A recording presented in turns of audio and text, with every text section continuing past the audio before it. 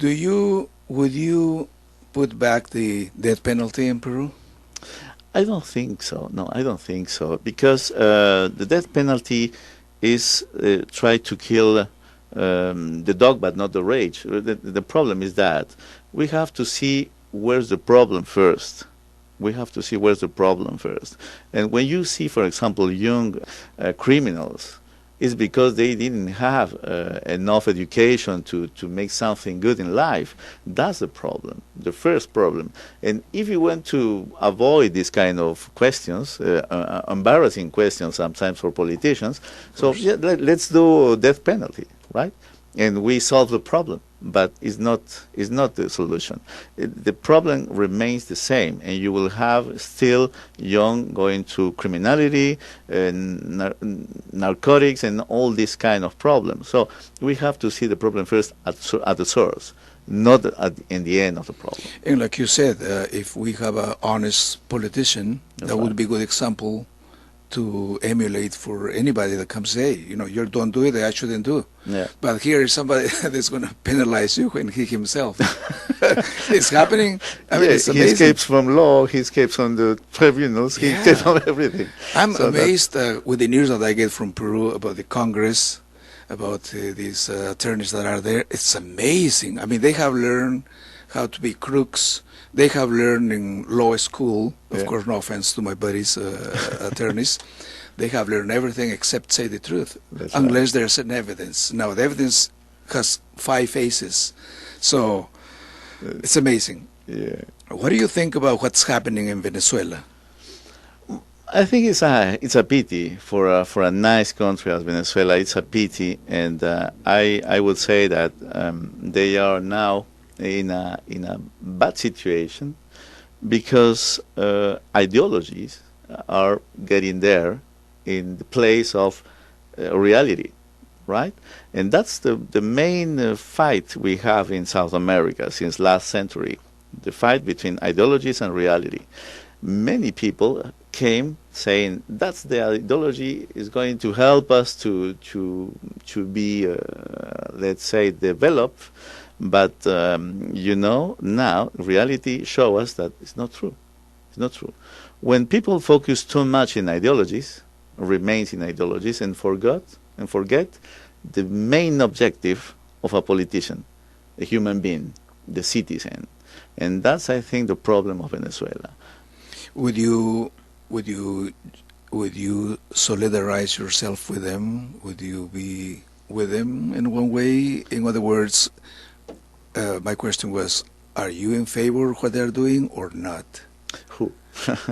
Maduro in this case. I don't think I will agree with his policies. No, no, Politics, no, no, no, not at all. Because the is let's say that how we can measure the effectiveness of a politician by the results of his policies, and so let's go to the figures. 30% inflation, that's not correct. 70% of what they eat or use, it comes from abroad. That's not correct. Industries just going down, that's not correct. People in riots every day, that's not correct. So, final point, so end of line, so he's not doing a best policy for Venezuela, in my opinion. I agree, but it's always fascinating to see, I guess, like any club or like mafia, let's put it that way, the people will do what the boss says because your numbers that you're saying are correct. I mean, it's true. Plus more crimes and all these things that are happening with the human rights. Yeah. So I'm pretty sure somebody there's like you doesn't like what's happening, but don't say anything. That's right. Because they could be shot or killed or disappear, whatever. Yeah, That's embarrassing in any political group, I would say. What do you think about Ollanta Humala? How is he doing? I mean, what do you think about him? I think, he's doing the same as the other presidents, and the point is he lacks of vision. He has no vision for Peru. With him, and as it was the same case with Fujimori or Alan Garcia or Toledo, we don't know where we're going to.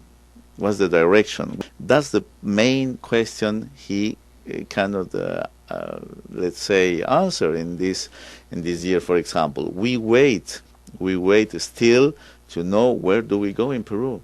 Are we going to follow the same policies as before? Are we going to change? What kind of economy we need in this 21st century? What can we do? So that's the problem. We live there in Peru, the day-to-day politics.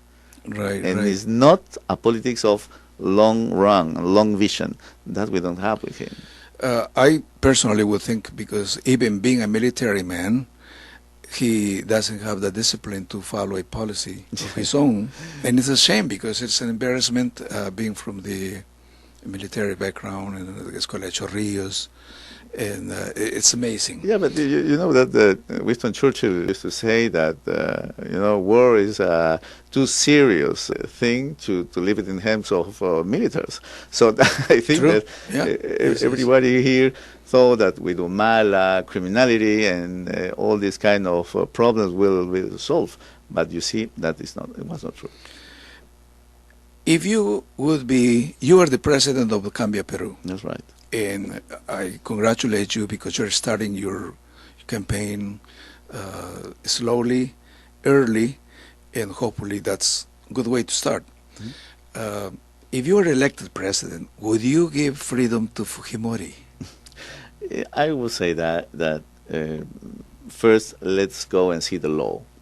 What law says. That's the first question I have to say. It's not a question of what I can do or not, or what I want to do or not. Let's follow the law, the rules. Not the heart or the mind, but the law. Yeah, that's right. That's the best solution we can have. He can go free. I mean, to be at home and Die at remain home. there. Yeah, die at home.